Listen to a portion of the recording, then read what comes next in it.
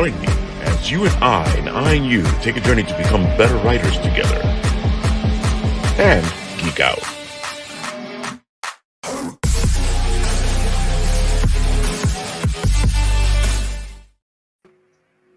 Well, hello there, Applebites. This is your Applebite, Written Writ Ralph here, talking to you straight from our show here, The Written Writ. And of course, we have our guest host, Matta, and our guest, Ryan. Our guest. You can switch that all around either way. Everybody here is a host and a guest host and a host and a ghost. We're ghosts too? We're ghosts, of course. Oh, wait, I didn't tell you guys. A lot. Sorry. No, it all makes sense now. Yeah, that explains all the haunting, right?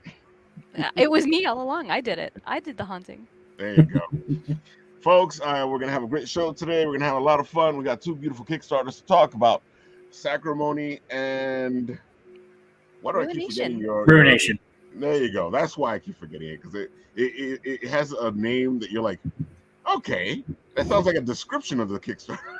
It also sounds too real. It's like, that could be someone's autobiography. Exactly. Ryan, so we'll start off with you. Starting off with the title, why did you decide to call it that? So, Ruination takes place in a post-apocalyptic world that is it at the beginning of the story, there's been about 40 years of peace, but before that, there was about 200 years of this ongoing war between the kind of main civilization, the Saldarians, and this rebel group called the Fallen. So literally the world has been destroyed and rebuilt so many times that it is a literal nation of ruin. So that's kind of where the title Ruination came from. All right. So that makes a little bit more sense. And I've been looking at this, been going down the rabbit hole, and Blake over here sent me a couple little things to check out. And, hi, Blake. This has just like Sorciers, this has a very D&D feel to it. Oh yeah, I mean, very, very heavy fantasy, and yeah, this is very much a love letter to the genre. I love embracing all the tropes and really kind of getting into it. Because I feel like I've played this game before.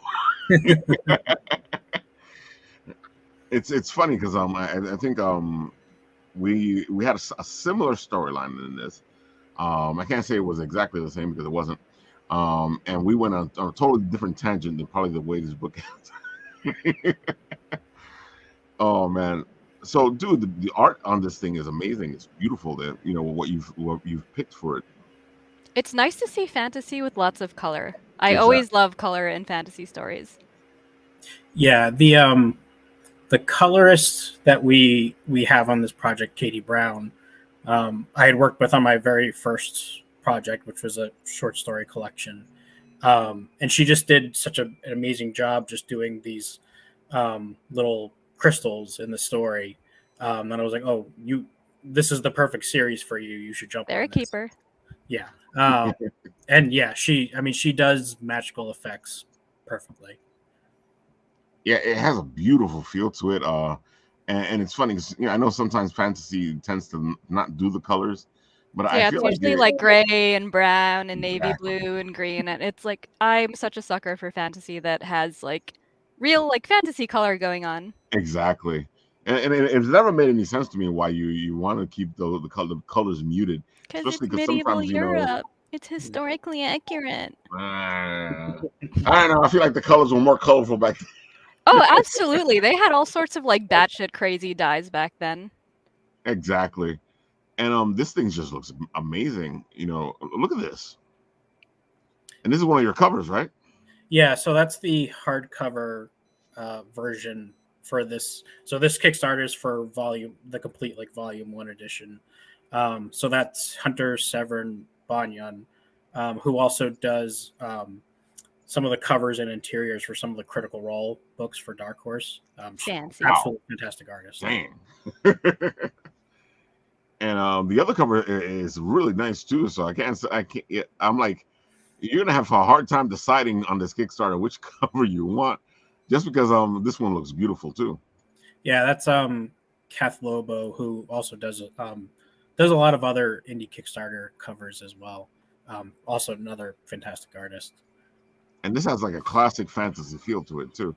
Well, it also has a classic superhero feel to it, the way the characters are placed. Yeah, and I give credit about like halfway through, like probably around issue 3, I realized I needed more input on covers and doing briefs for the cover artist. So Katie, my colorist, I started kind of bringing her in, and she's essentially been my art director for covers ever since. So a lot of the composition that you see on our covers now, completely, a lot of it is her idea, heavy involving her input. So I mean, that one in particular was, an idea she came to me with in between projects, and was like, because we had been talking about doing a lot of our covers end up being single character focused, or like around one particular. I've noticed, yeah. And we always wanted to do, because it's an ensemble story, so we always wanted to do one of those kind of superhero group, covers, and it's I mean, it's hard to find an artist that is good at those in the first place, but finding the right composition and pose and all that stuff, and I think she nailed it here. Oh, she did. She definitely nailed Absolutely. it. And you're right. It's really difficult to get these type of covers right, because you got to figure out where to place everybody, how seen they are, how unseen they are. Do you want them to be unseen? There's so much that yeah, goes it's like kind of like who's more important, who goes in the front, like. Even just having it skewed at that little angle just adds so much more like dynamic movement, even though it's like a very sort of static, like the characters are there. Exactly. I There's love still the fact that you guys tilted it a little bit. It does give it something. Oh yeah, absolutely. Let's see. We got Ronan the Accuser saying, "Hey everyone." Hey there. And our pal Andrew is saying hello. Oh, hey Andrew. And ritualistic magic with show magic beautifully. We'll show magic beautifully. There you go. Andrew loves all this stuff, and he's a big D&D guy, and he's created his own D&D stuff. So he's making his own like tiles and stuff. I've seen bits of it on Instagram. It's ridiculous. Dude, the maps he makes are amazing. Yeah, but he's doing like the individual tiles out of clay and stuff. I'm just like, he's like ultra creative, because he does so many. I think he's like things. Actually a wizard. So Phil says, I just came in and that art looks interesting. The link, I can give it to you right now, Phil. I'll put it right in the chat so you guys can check it out.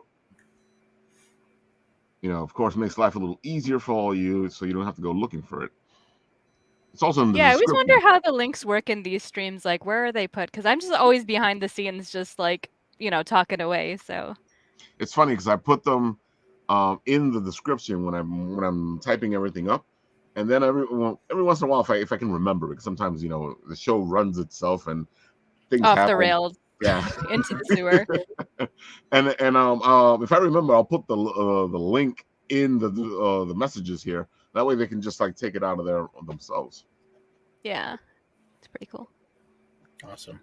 But like I said, Ruination looks fantastic. It's beautiful. The inside of it's amazing. Look at this. Yeah, that was our first splash page, actually. Oof. It's great when the interiors match the exteriors. Boom. Because sometimes you see like a really great cover and then you open it up and you're like, that's not the cover. Yeah, like what happened here? But yeah, this checks. Yeah, it feels like it goes from the cover to the inside to the back. That's amazing. It's hard to do. Yeah, especially when you're working with like a creative team and you have to get everybody kind of on the same page. Like, this is the color schemes we're using. This is what's going on. Like, to have, a bunch of different people be consistent across the board is pretty cool. Definitely. I think that was one of the, you did a good thing there, Ryan, where you actually sat there with your artist and started to think all this through. Sometimes I feel like creators forget that it's a team effort that gets you this thing done. Sometimes the writer will be like, oh, this is my book, or the artist will be like, this is my book. But it's a whole team that gets this thing done. Writers, letterers, artists, and sometimes you got to work together.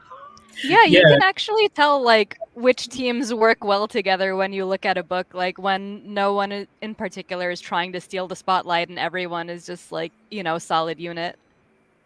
Yeah, we try really hard to. I mean, we essentially have an ongoing Facebook chat where we just are constantly updating each other and saying like, "Hey, this page is up," and it is just standard practice for us that the colorist and the line artist are always looking at what each other is doing and getting feedback from each other, because particularly for this type of book, I feel like when you're doing things like magic and there's some stuff that is done strictly in the colors, and or maybe you need the lines done in a particular way to get the right effect. The two have to constantly be talking, because otherwise the line artist is not going to set up the colorist right, or the colorist is going to have to go back and ask you to reduce a few things, or like, hey, why didn't you keep this in a separate layer for me, which would have made my life a lot easier. God, layers. Like those types of things. Like layers it's just are the bane of my existence.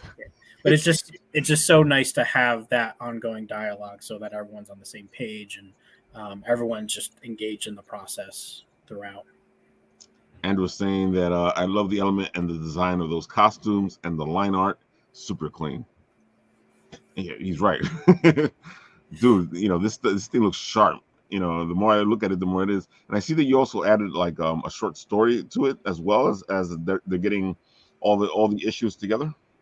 Yeah, so the volume 1 is the first 6 issues of the main series, a one shot that we did with our last Kickstarter. And then I wanted to do an additional something special for the book. So there's a 13-page short story focused on our direwolf character Apollo that will be added. And if for anyone who already has the floppies and you don't want to get the book itself, you can just get the PDF of that short story too. I think Ralph should scroll down so we can see how cute the puppy is. Oh, definitely. Hold on. There we go. Yeah. Look at adorable. That puppy. I like when people actually give the audience something new, something different. You put all the issues together, but you're also giving them something else that they haven't gotten before. Yeah, we spent.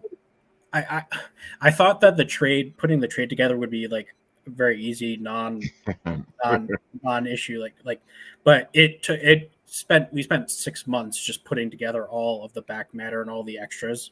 So the entire book is 300 pages. I think. Wow. 220, 240 of that is the actual issues. The rest of it is all bonus material that we put together specifically for this. So, world building stuff, cover art galleries, like all of that is all in here. And I think it came out really, really awesome. I agree. That's amazing. That means that if you did get all 7 issues, there's a reason to get this. Yeah, absolutely. 6 issues. I'm getting ahead of myself. It happens. It's that kind of night. Oh yeah, but I'm always thinking about the next issue. Fair. As comic people, that's what we do. Yeah, I'm already like issue 8, and I'm only on issue 6 right now. So I'm still working on issue 1 of my book, and I'm at issue 10 in my head. So yeah, relatable. I love all the stuff you added. It's all beautiful. It looks really good, really clean, like we were just saying. Look at that. Yeah, so that's our main series cover artist, Rio Burton. Did all of our covers. A fantastic person, period, but also fantastic artist. She has a series from Scout, as of the Barbed, that just kickstarted. Yeah, I was wondering why the name sounded familiar. I was like, I know I've heard that name. Yeah. She's awesome, and she has a ton of actually a couple of progress pieces that we put into the book, just because it's just really neat to see how she gets from point A to point B. And I love sharing some of the concepts that some of the cover artists put together with, because it's interesting to see the different thinking in terms of composition and what to focus on and how each of them approach the cover. It's just really awesome. Yeah, I feel like we don't get enough of that stuff, because I think people put books together and then they forget that there's a story in the book being put together. Right. There's a team putting this book together. There's so much happening in the back room when it comes to getting this comic together. And I think that the audience tends to forget how much is happening, and they simplify it. Yeah, I don't think they know exactly how much work goes into making one of these books. They're just like, oh, poof, there's another book out like every few months. Cool. It just like, materialized into existence. So it's always fun to see like the behind the scenes progress things, and also that like no one's process is the same at all. So it's like really interesting to see how people end up working together, or if it's like one person doing everything, like how they go about doing everything. Like it's always super fascinating. I find it super fascinating, and I think when we actually pull up the curtain and let the audience see it, we also help ourselves out, because they get an idea of how difficult the process is. Yep. Well, and it's funny because you even see it just looking at these Kickstarter pages, how everyone clearly has different skill sets and different focuses, and you can see like our page is relatively simple because I'm terrible at graphic design, and I just can't do a lot of the stuff that other people can do. But some people have these gorgeous, expansive Kickstarter pages with motion graphics and things like that. And just even, at the end of the day, we all get to the same place. We all put out our books, but it's just there's just so many different parts to this process of putting together a book, getting it out, getting it sold, and no one is perfect at everything. So just seeing how everyone focuses on slightly different areas is kind of interesting. It's amazing. We see so many Kickstarters here, and then after a while, some of them are like, okay, you got the formula. You're like, okay, and I'm always happy to see something different, something that shakes it up, or just something that's more simple than and it still works, because there's times where you'll see a Kickstarter and you'll see stuff that you're like, oh, I didn't see that before, but it's just a really simple idea. I'm surprised I haven't seen that before. Yeah, I would love to simplify my own stuff, because I'm just like, okay, I made this thing and it's just like scrolling and scrolling and scrolling. Like, do I need all of this? I don't know. I just throw everything in there and hope somebody notices something interesting. It's so hard to decide because everyone has different things that attract them, and you can make a choice about, I'm going to focus on sequential art, and then but that's not going to be what attracts everyone. Yep. You ever have a moment where you think that you're okay leaving something out, and it's like you don't see maybe as many backers coming in or something, and you're like, oh man, I got to add that other thing in really quick? Yeah, absolutely. 100%. Oh man. And this thing here this is all a part of the same thing, right? Because this feels like the whole other thing. So Curiosities from Another World was the first book that I ever did. It's essentially a short story collection in a more futuristic sci-fi setting. It's actually part of the same universe as Ruination. There are connections to the other series, but it is a separate book. You don't have to read both to kind of get the whole story. But I essentially self-published that, and so I've continued to sell copies through the Kickstarter to people who want to kind of put the whole package together. Well, that's good, because we were talking to the guys from Horus in Hell yesterday. I love the idea that you put all this, because sometimes people go, here's my one book that I'm working on right now, and I'm like, yeah, but how am I supposed to get into this? I need the other books. Where's the package deal for the other books? And this is like something like you're saying that's rare. So they're gonna be, it's gonna be hard for them to get otherwise than if you put it into the Kickstarter. Yeah, I mean, ideally, I would sit down and get together and put together a damn website and have my own shop available all year round. But I haven't gotten my act together on that front yet. But someday. It's hard. It is. Existing is hard. We should be kinder to ourselves. There's so much that needs to be done, especially like just running the Bit and Apple. Sometimes there's so much that needs to be done that I'm not doing, because there's just so much that needs to be done. And then so I don't blame you at all. There's times when you sit there and you go, well, I should have done that. I'm not doing. I can't do that. Not right now. Maybe if I get somebody else to help me out. Oh no, I don't got any help. Yeah, it's always that. Let's see what we got here. Better to get a volume, of course. It's always better to get a volume. You get all those books in one shot. That's why people like them so much. And Cartos. Interesting. I love the Sacrimony. Always has Aw. catch-up bundles. Yeah, exactly. See? Mata knows what we're talking about. It's the kind of story that you just have to read the whole train wreck. You can't just get a piece of the train. You need to see the whole thing. Let's see. Andrew says you guys are doing what your goals. Give yourself a break. Yep. True. And you're right, Mata. Sometimes you need to like step back and go, okay, we're doing all this stuff. We need to figure this out. Yeah, it's like, unfortunately, my pathetic human body has limitations, and I think I need to just chill out for a moment. Andrew says we're all awesome. You're awesome too, Andrew. Oh man, so I like that you added this in here, and again, it's something that a collector especially is going to be like, well, something comes over here. This is another part of this. I want all the bits and pieces. Oh wow, this looks beautiful. Yeah, so it's so I tried to take the advice of try not to do too much and just kind of do short stories when you start out, but I was an idiot and did 6 short stories and had completely different art teams for all of them. Ooh. Tried to get them all at once. So Wow. they're all the stories look very different. They're all somewhat unique. They're all in this, roughly the same setting, but yeah, it was a great learning experience. It was a lot more work than I ever would have anticipated. But. Sounds like a lot of management. Exactly. I was about to say, you jumped into the pool. You jumped into the pool. I'm like, no, that was like the ocean. Exactly. That was not even a pool. That's like, I want to start this off. I'm going to start with a bang. Dude, just putting all that together, all those working teams on what was it, 6 short stories? Yep. Whoo!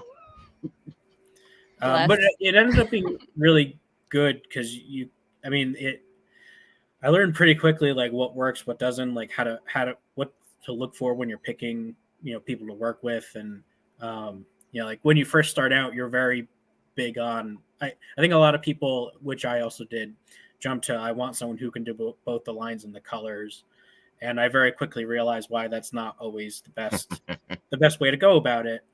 For a number of reasons, it works for some people, it doesn't work for everyone. But like particularly when I jumped into a continuing story like Ruination, like if I were to have picked someone who does both, that it would take forever to get these issues out. So being able to split up the workload so that we can kind of pass things off and keep I don't want to say the assembly line going, but essentially to keep the assembly line going. Just works so much better when you're doing a continuing series, for speed wise at least. So yeah, like the things that I probably would not have learned if I was trying to do just one story at a time. Makes sense because you're dealing with so many moving pieces that you kind of start to understand there are so many moving pieces, especially in one book. Yeah, and trying to figure out like how to handle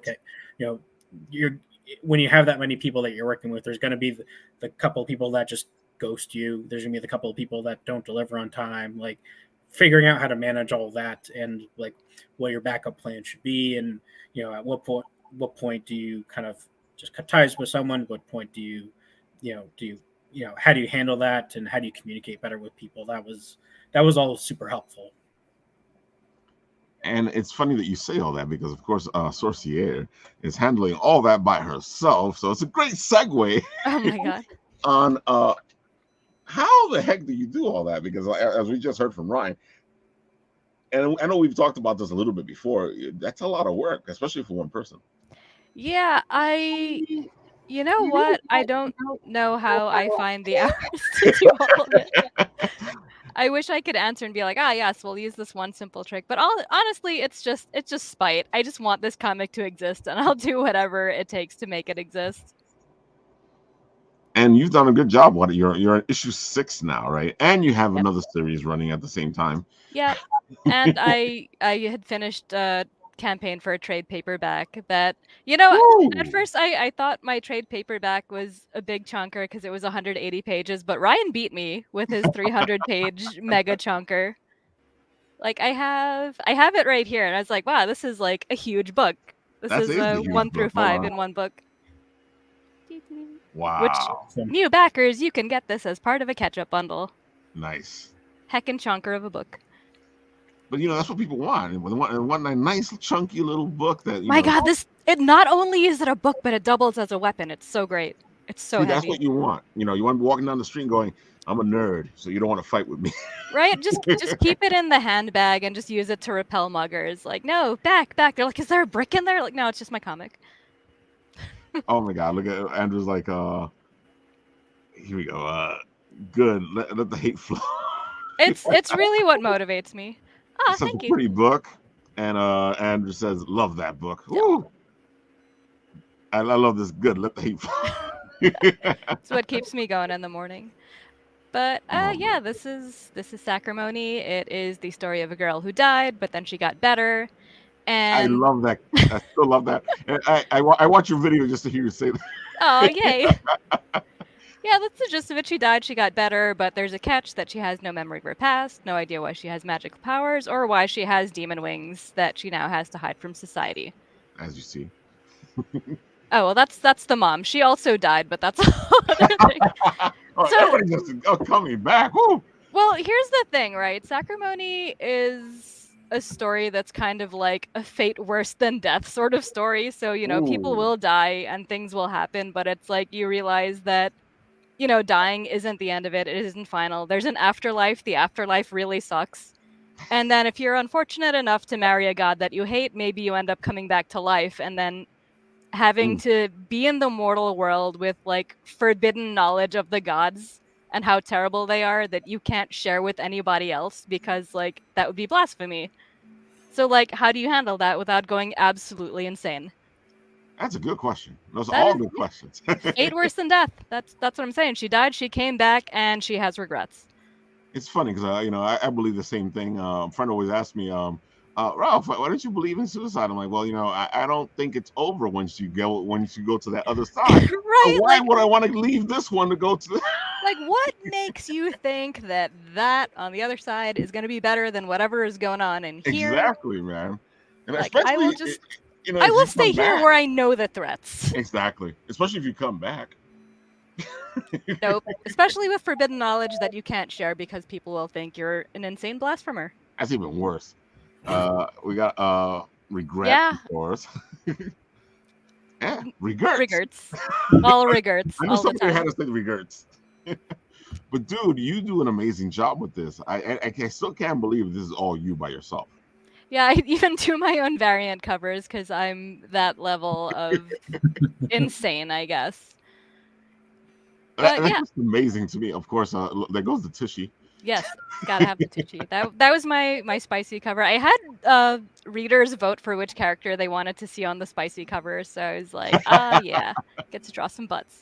It's so funny because I was when you were putting these up, I saw what you were writing, and I was like, I don't know why I haven't done this sooner.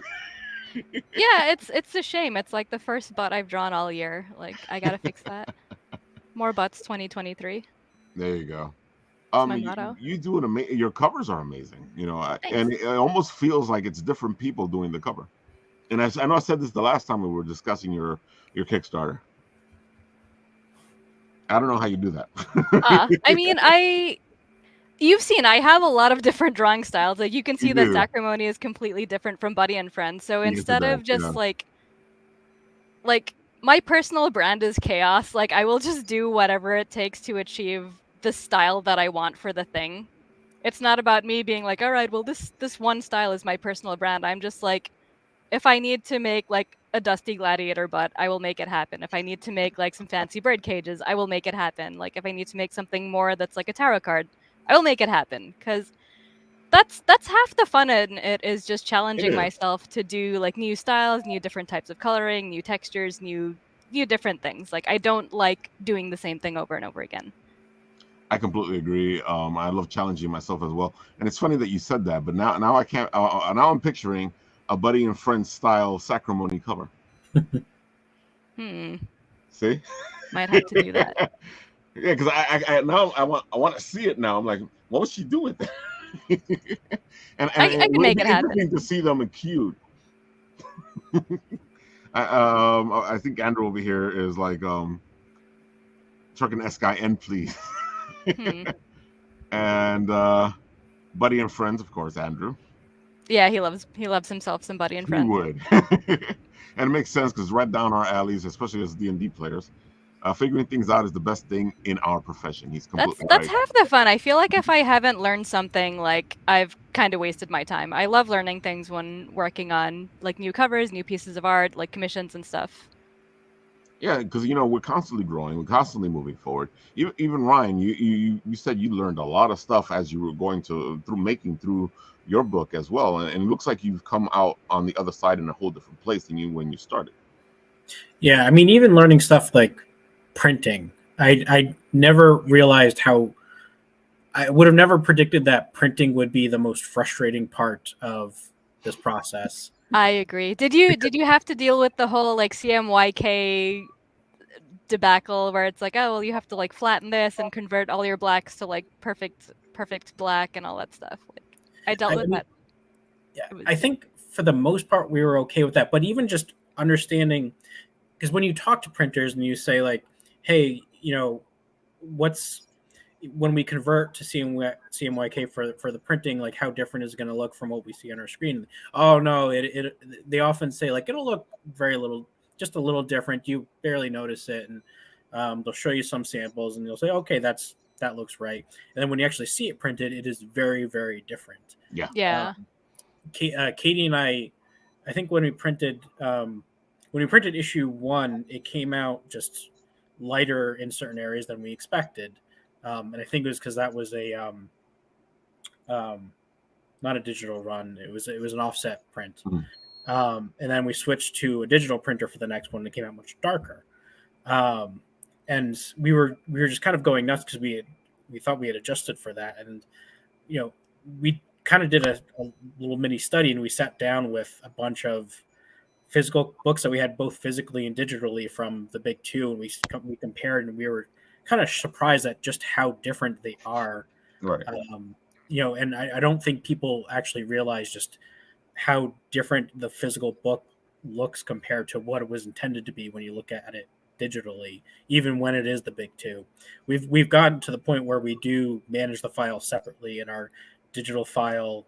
Like we will create 2 different files for digital and printing, just so that we can make the digital look a little bit better, or as good as we can make it. But yeah, it's just that's just one area to me that I feel like people don't not at all talk about enough, and almost aren't even honest enough about how jarring it can be when you've stared at this page for like months and months and months, and you think it's going to come out a certain way, and then you look at it and it's like, it's close, but not, it's like, that's not what I thought it was going to be, especially for these types of books, when like these colorful fantasy books. It is much more noticeable than like a noir crime book that is much darker, more muted colors. And you figure a noir crime book would be an easy thing to do. It's black and white, but it's not as simple as making a noir book noir. You have to make it noir and stand out, and it has to be done in a certain way. And if you don't do it in that certain way, the ink or the printing is not going to show it. Right. Yeah, there's a degree of finesse to like everything that nobody ever talks about, and it's something that you don't realize. Like when I first like messed around in the world of printing, like all of my night scenes, because blues and purples and stuff, like they tend to run a little darker than they are on the screen. Like it was just like a big dark mess, and I was like, well, great, now I can't see what's going on. Well, luckily it was when I requested like exactly one proof book first to look through it, and I was like, all right, well, I got to correct all of this stuff, and like I learned a lot from that one proof book. Basically, blue, greens, and purples are very hard to get accurate. And it's funny because you say something right now that's really important. You get yourself that proof book. Yeah, you can. I know offset printers don't do it, but if you're doing a digital printer, absolutely shell out like the extra $10 to $20 or whatever for that proof. Make sure it's what you want, and then commit.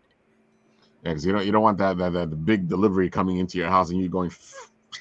Yeah, right. It's like I have 500 books, and you can't tell what's going on. Exactly. Andrew says, bye, guys. I think he's off to do his thing. All right. Cardo says, printers really need to express how different the prints are. I always have things end up too dark, Yep. which is what we're just talking about. And Son of Satan has come into the room saying, good evening, folks. Hey, Son Good of evening. Dude, the field guide to the world of Sacrimony, I think everybody should have something like this for their books. So the way I pitch it, it's kind of like if there was a player's handbook for Sacrimony, but That's what I without thought. all of the boring rules part. Like you get the information on the gods, you get the information on the locations, the races, the characters, and it is 50 pages. I've written a lot of stuff behind the scenes because I've put a lot of years and years of planning into just my world building alone so I could have a world for my characters to live in.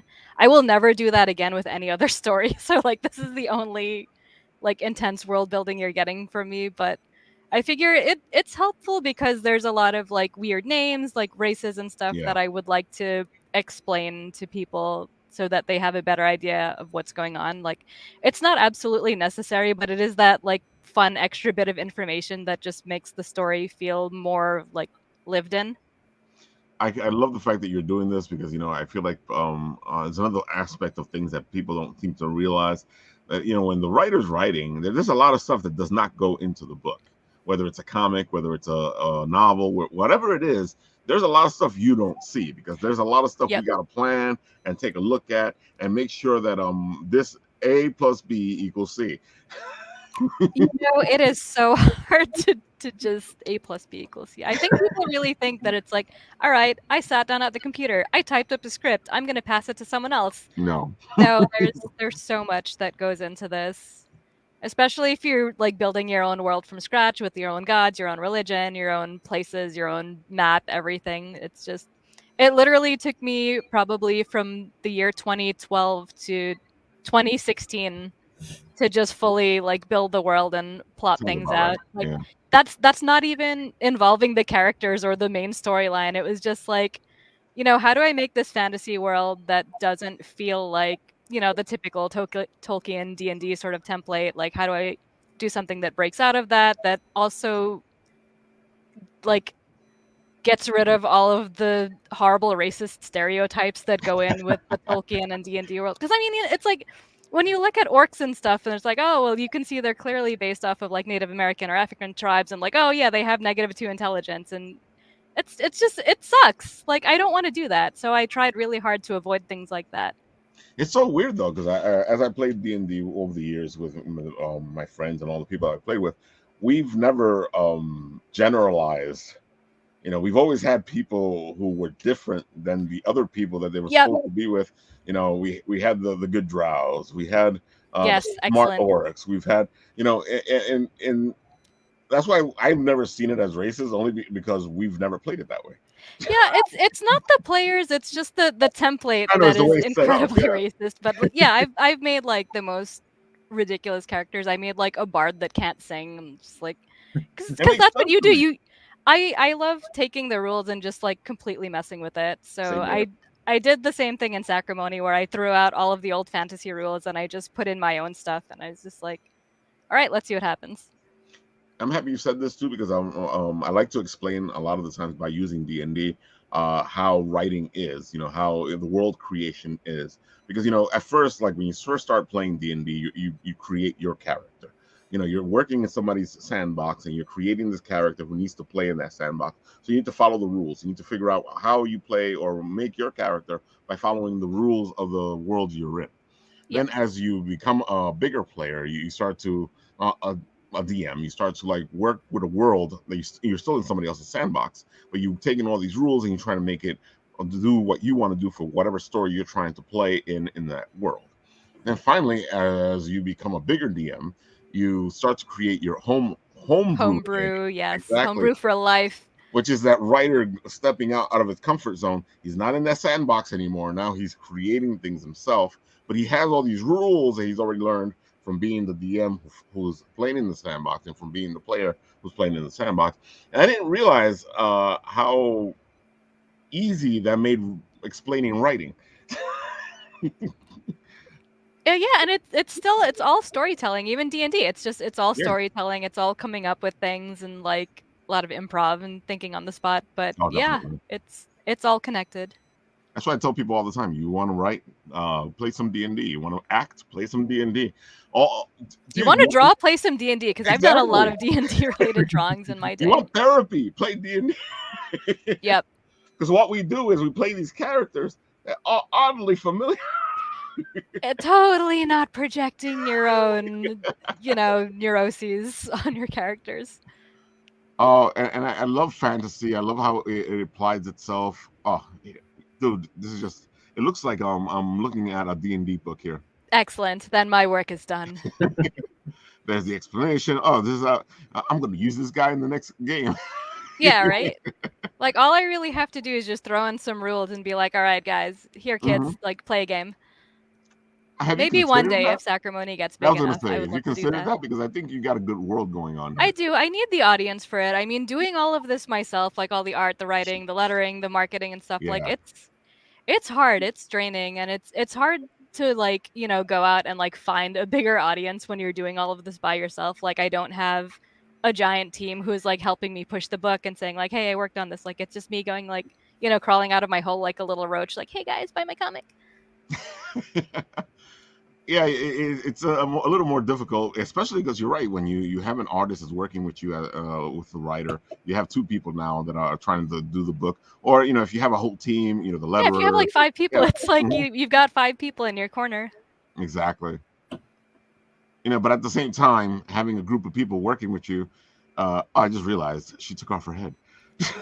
Yeah, well, she was executed. She was beheaded. So it's like this is her entering the afterlife in front of the divine judge who is This gonna, is so send cool. her to heaven or hell.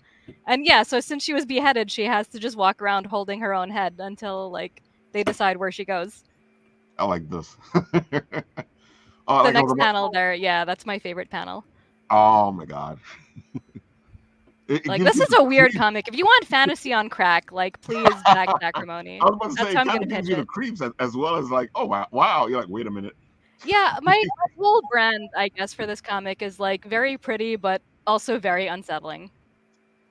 Well, that's good though. You want the audience running around going, okay, wait a minute. Yep, your neck's back. There you go. You're good. Yep. Thanks. I hate it. But what I was gonna say though is even working with a team sometimes it has its difficulties because you have to learn to work with this team, and if one person is out of whack, Yep. it does everything up. It's like that one faulty gear that just makes the machine stop turning. Exactly.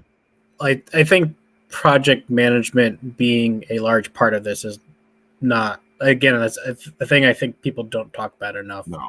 Like that is an entire job on its own, especially when you're managing a team of people, whether it's a team of people or just like one or two other, people you're contracting out little parts of the, to help with. It's just a huge effort, and 90% of us are doing this not as our day job. So managing your day job or kids or whatever else you've got going on in your life. So Exactly. yeah, it is so hard to do all this and then like you said, just poke your head out of the rabbit hole for 5 minutes. Hey, buy my book, please. Yeah. Exactly. And also stay sane. And it's at the funny same because time. sometimes you forget that you got to do all that. You got to go out there and do. Some people go, okay, there's my book. No, it's the Yeah, no, job's it not doesn't done. end there. That is just the beginning, my friend. Let's see, Angel's saying that I offer my consulting services for free. And fantasy on crack, laughing my off. That sells itself. Oh, excellent. I'm gonna start using that as my pitch because that's really what it is. Crack, Just yeah, just fantasy on crack. exactly. Um, Dude, this is just fantastic. I love the fact that you have all this stuff in here to give a glimpse of what you have.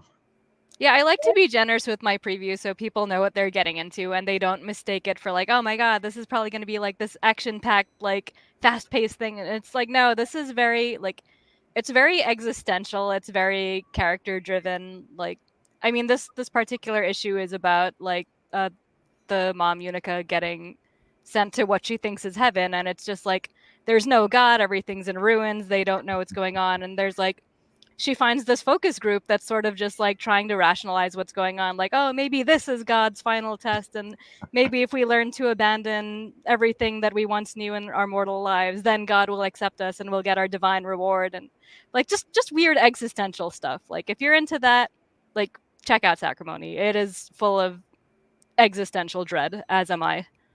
Because write what you know, that's what they tell me. It's funny you said that because I was leading to that before. Because somebody asked me on my TikTok, because I answered writing questions, and they asked me, oh, because I was talking about the fact you write what you know, but I explained that writing what you know doesn't mean what people think it means. It doesn't just mean that you write what you know. Right, it's not your autobiography. Exactly. As a writer, we know things because we research things. So as you research things, you know what you write. Or you overthink. Exactly. and then they were like, so what's an example of writing what you don't know? And I was like, that's kind of difficult because, you can write what you don't know, but at the same time, because you don't know it, you're going to have to research it. And then after you research it, Or So- if you just try to YOLO write it without researching it, like it's not going to be good because No, it's there's not. going to be a disconnect between the writer and what you're writing, And that's exactly like, what it's I going to said. be glaringly obvious. Yeah, I was using like if you're writing a story about fishing, you don't know anything about fishing. It's possible to write that story about fishing without that knowledge, but at the same time, you're going to need some of that knowledge to at least explain the basics of fishing, which means that you're going to have to go figure that out. Which means that by the time you finish the book, you have a little bit of knowledge on what fishing is. Yeah, like I wouldn't even know where to begin. Exactly. Let's see. We got promotion is a job on itself. Definitely, completely a job. Yeah. The endless bureaucracy of the afterlife. Exactly. Yeah, pretty much. I feel like we make the afterlife this beautiful thing, and in my mind, like I was saying earlier, it is not that beautiful thing. I feel like it is probably 10 times worse than what we're dealing with. Yeah, my stance on the afterlife is just nope, not looking forward to it. Nope. Not at all. And it's like I'm not knocking anybody, but it's so interesting how some people can be so certain that there is a divine reward, or you'll be like reincarnated into something like way cooler than you are now. And like I'm like my whole philosophy towards life is like I know absolutely nothing, and the more I know, the less I know. And I build a lot of that into Sacrimony, where it's just like a lot of characters, like they don't automatically know how to handle the situation. They don't know what's going on. They have to try and figure it out. And like it's like even though it's a fantasy world or whatever, Right. like it's very real. Like the characters are very relatable, and that's what I like writing. I like writing people. But what's the best thing then to put some realism into a fantasy so you can try to figure out the ideas that are stuck in your head, and that's what we do as writers, especially like when I do my poetry, it's me trying to figure out what the hell is life, what the hell is going on, and it's me going through all these different thoughts that I'm having and putting it out there for other people to look at and go, dude, Ralph is crazy. Right? Or like, let's see how this one hits, huh?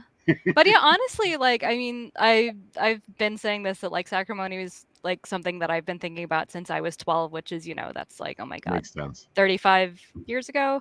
Whew. Yeah, it's been in my head for a while, but it's also been my way of trying to process whatever's going on around me, was to be like, all right, well, like for example, like my parents were immigrants. They came to this country. They kind of, didn't trust anybody who didn't look like us. Yeah. So it was like, my concept for Kajad was like, this teenage girl with demon wings who is like, I would have been her friend, even though people told me that, oh, don't be a friend. She's a bad person. But like, on the inside, she's just a normal teenager who happens to not remember her past. I know exactly what you're talking about, and I befriended a lot of people like that when I was a kid. Yep. I got in trouble a lot for that. I mean, yeah, that's what happens when you're, in New York. I was in the Bronx, like surrounded by a whole bunch of people that didn't look like me. And it was like, either I could be like, oh, I don't want to be your friend. Or I could be like, hey, these people are actually really cool and I want to spend more time with them. Exactly. Yeah. And oh my God, life is so much better when you just embrace your surroundings instead of trying to make them into you. Absolutely. 10,000%. Yeah, because I feel like if there was any more people like me, this world would be fucked. I do good things, but the things that happen in here, The world does not need more of me, I no. guarantee. No. But one is enough chaos. Exactly. And it's funny because it's one of the things that I like to draw on when I'm writing characters, is that ability to either it's what James Campbell says, the hero's journey, is that ability to take the hero's journey and come on the other side. Everybody always thinks that the hero's journey leads you to being the hero. It doesn't always lead you to being the hero. Nope. You can take the hero's journey and be the villain. And Yeah. a lot of that is because sometimes the villain does not think he's the villain. No, the best villains are always the ones who think they're the hero of the story. Exactly. Like, if there's no good motivation for what they're doing, then like, why do they exist? Exactly. And not everybody's just pure evil, and that's what people want to do, is like, oh yeah, no.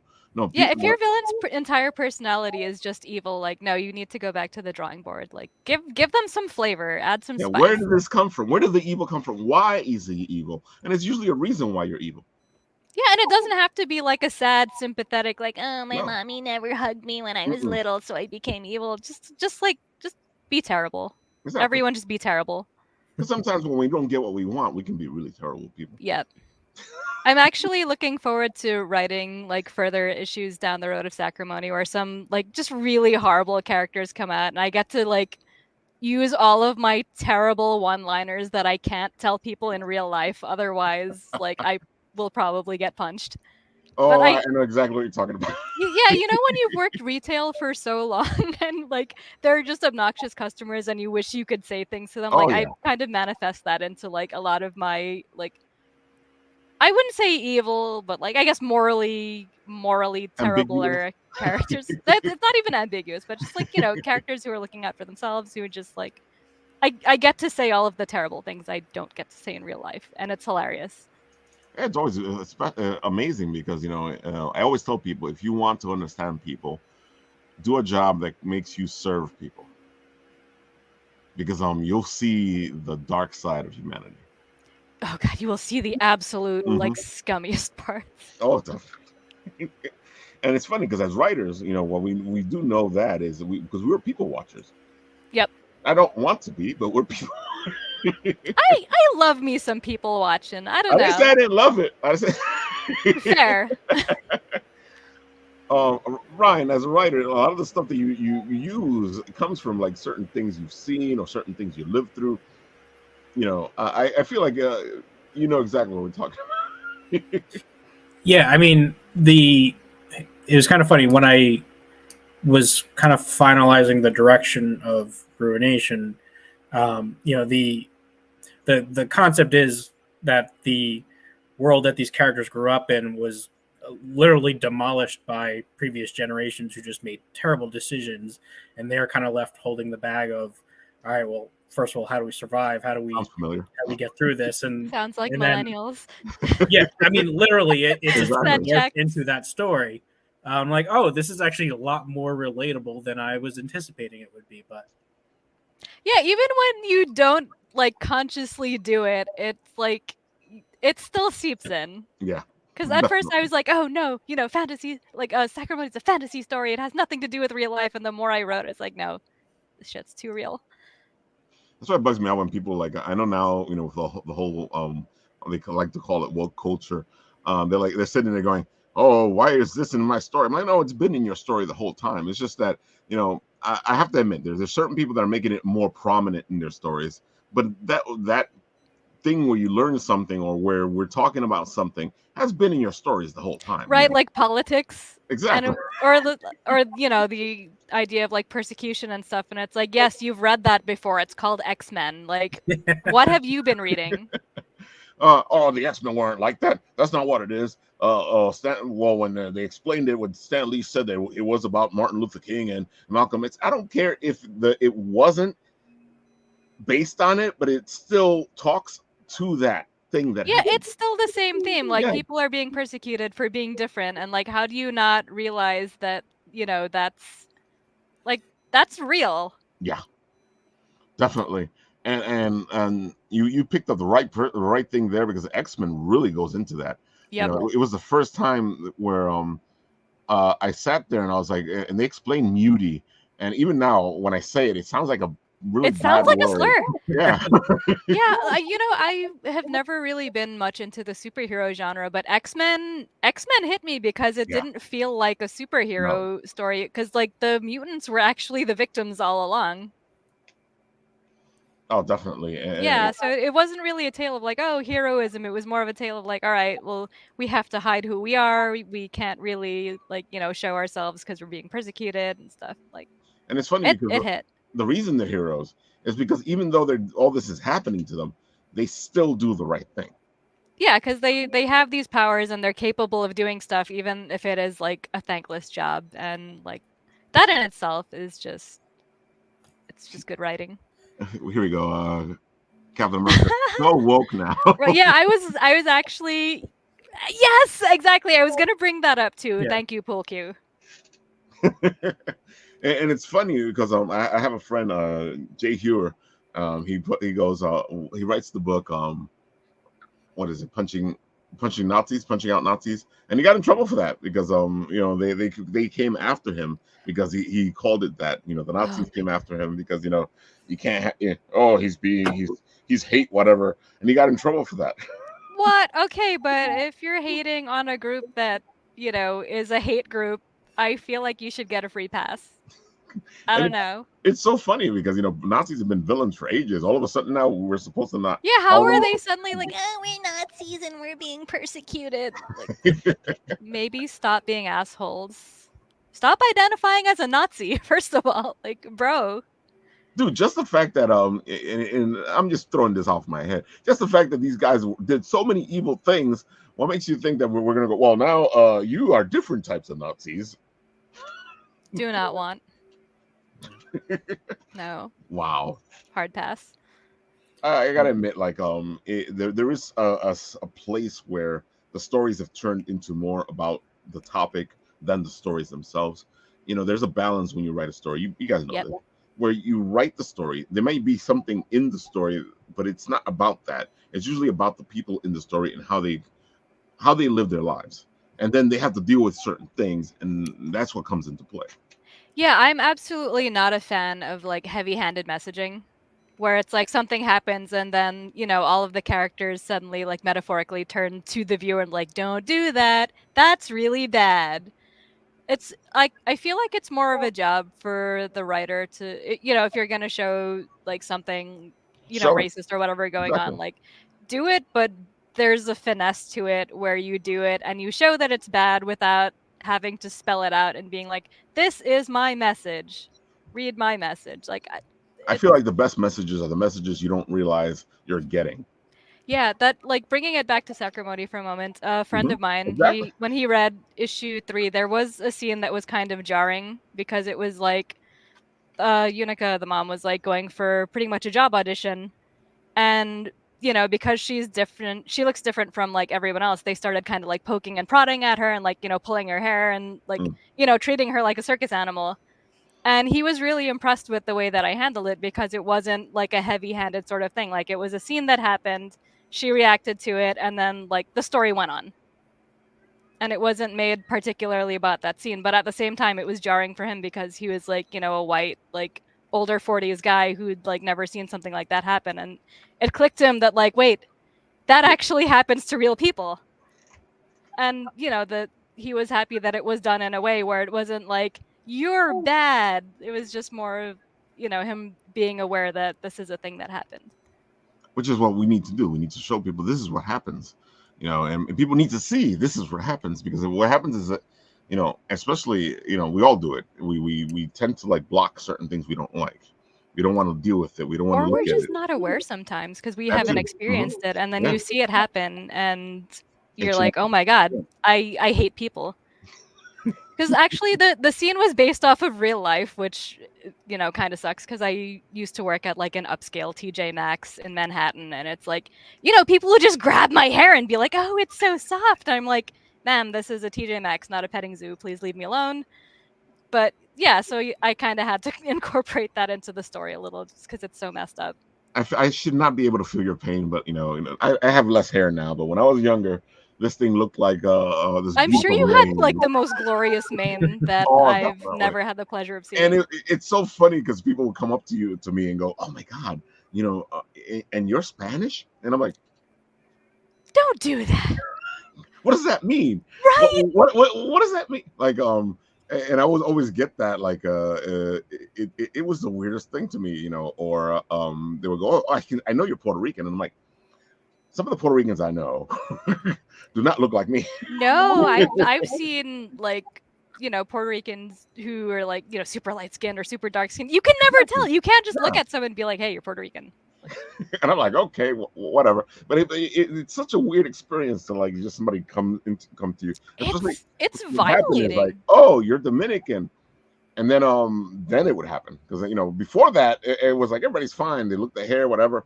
But as soon as they were like, oh, you're something else. Now it becomes like some kind of Oh, that it's like mysterious and fascinating or whatever. Yeah, I don't know. I don't know. I don't get it. Oh man. Oh whoa, wow, that was a fast hour there. Oh my goodness. So Ryan, let's go through this one more time. Let the people know where they can find you. Let them know all about Ruination as I show it off one more time. Sure. So yeah, you can find us cpcomics.com. That'll take you to the current Kickstarter. So right now we're Ooh, trying to raise Oh, money cool. for You got like 4 backers there, yeah. trying to raise money for the first volume 1 collection. So like I said, 300 pages, lots of story, lots of additional content. So if you want to pick up the story, this is a great place to do it. It's awesome fantasy adventure story, awesome art. Yeah, so if you like magic, sword fighting, post-apocalyptic worlds, traveling to other dimensions, this is a perfect story for you. Looks beautiful, bro. And this is just you putting all the stuff together. How far into the future, like we were talking before, where us writers have a bunch of issues ahead. How far do you see this going? I have a definite end. I'm not sharing exactly what it is, but yeah, we've got it mapped out, and I've been through it with my editor, like exactly which issue will be the final issue and what's going to happen through then. So we still have a ways to go, but there's a definite end to this thing. Oh, but that's the whole thing. Like right now, I can tell you probably got a bunch more issues to go through. So you guys are jumping in at a good point. This is a good catch-up point. You get all that stuff in one shot, and you get to keep going as the story continues. Absolutely. All right, Matta, your turn. Tell them all the beautiful stuff they need to know. All right. Well, Sacrimony, you can find it at sacrimony.com/Kickstarter. To make things easier, you can find me at Matta Sorcier on Twitter and Instagram, MattaSorcier. Yeah, if you like fantasy on crack that gets very existential, very heavily influenced by mythology and gods ruling over and ruining everything, like check out Sacrimony. It's a very interesting ride. Definitely sounds like it. It looks beautiful, and just by talking to you here, I'm already like, I want to dive into this and see how much all that stuff we talked about you put in there. I think you'll really appreciate it. I think a lot of it's gonna hit you. It's gonna click. Because I mean, you seem to be in the same boat when it comes to a lot of this stuff. I have this Same brain. fascination and love with mythology, and you seem to like be diving right into that same area that I like to dive in. I tend to like my mischievous gods, and they're the ones that tend to talk to me to tell me their story. But I don't mind talking to the other gods. Yeah, I've got very satirical gods. That's sort of like I'm right and you're wrong, even if I'm wrong, sort of gods. So it's always fun to see how they mess everything up and how people have to respond to it. And of course, both of these books looked really beautiful. They're heavily influenced in fantasy. You can feel a beautiful D&D feeling to both of them, and we love that here on the Written Rip because we love ourselves some D&D and roleplay. Yep. Because we do more than just D&D here. And it's more than just D&D, folks. You got so many games that you can play out there, and put your feet in it. Especially if you are a writer, an artist, or anything, or you just feel like you want to do something different. Being able to put yourself in somebody else's shoes for a while is a beautiful thing. That's Even very it is profound. a certain version of yourself. So we have Sacrimony at 3,400, 112 backers, 12 days to go. They are really close. What, about 1,100 1,100 from funding. away from funding? The That's sooner really the close. better, so I can actually get Just some relax. sleep.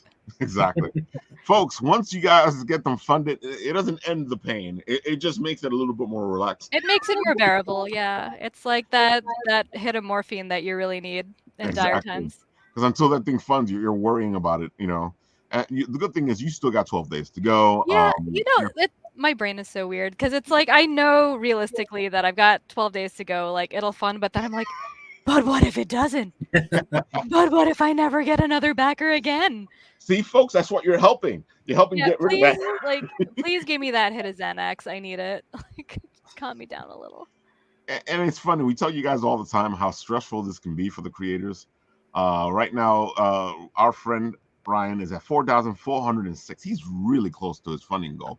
He's about 600. Oh no, no less. $594. 94? Yeah. No, 84. Away from getting a good night's rest. Exactly.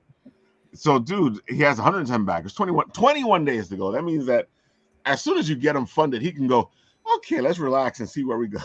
Yep. Yeah, I'm sure that'll happen. No, it never happens. And it's like, no, never we gotta go happens. to the next stretch goal. And that's why I love having the Kickstarters here, because I like to remind people and tell people, because I don't think they see this. Like we were talking through the whole show, I don't think they see the way it's supposed to be seen. There's all this stuff happening over here. Nobody's making money off a Kickstarter. Most of our friends here are just putting it right back into the books. Yeah, especially when you're someone who has to hire out an art team and you have to hire out an editor. It's like, no, there's negative money there. Like I'm, as someone who does everything myself, like I'm lucky I get like ice cream money, and then everything else is just like books. Exactly.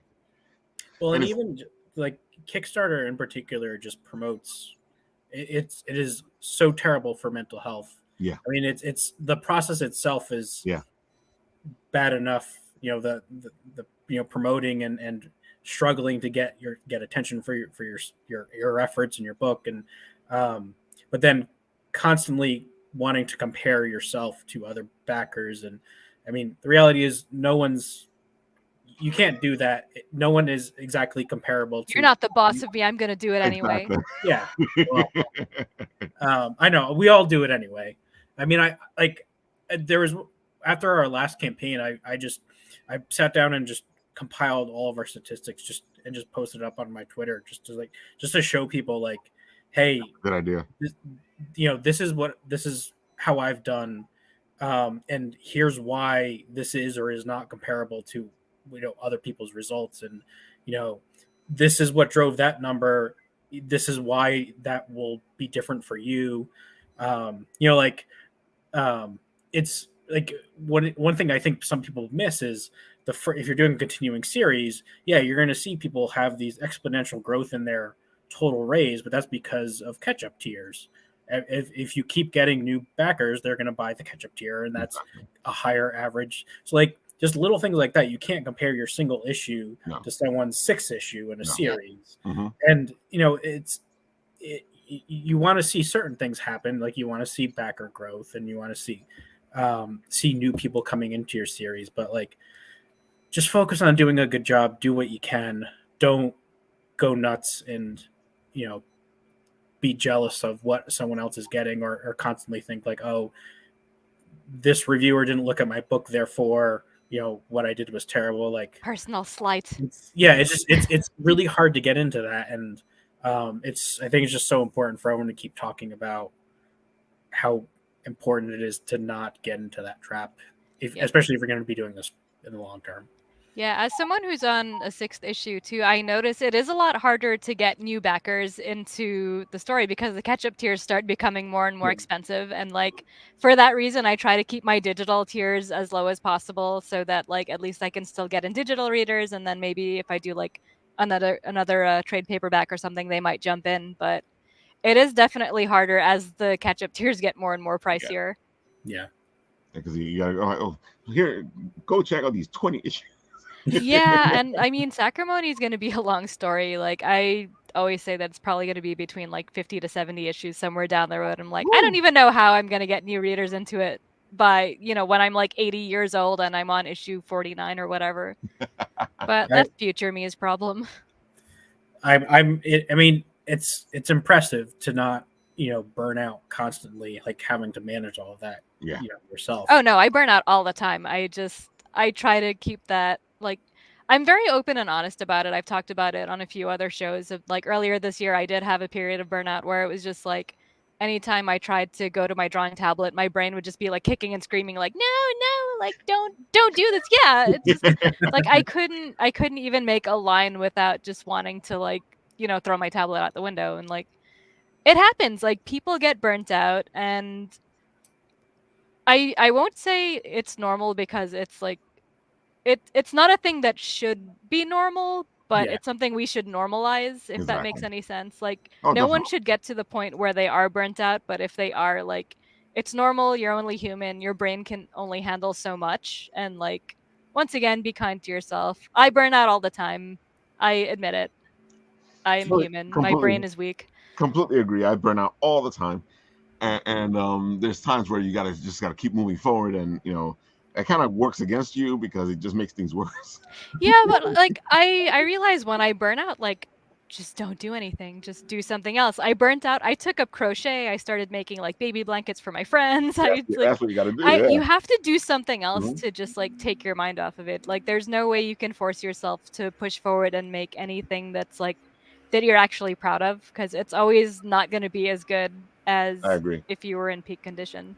Yeah, I think a lot of creators, especially if you're freelancing, feel immense pressure to like always be on, always be available, always be around. But as someone who hires other people, I am super impressed when I see someone set boundaries and say like, I work during these hours, I will get back to you at this time. Like, here's my deadline, I will hit it, but I'm not doing anything outside of that scope. Um, That is like, commendable.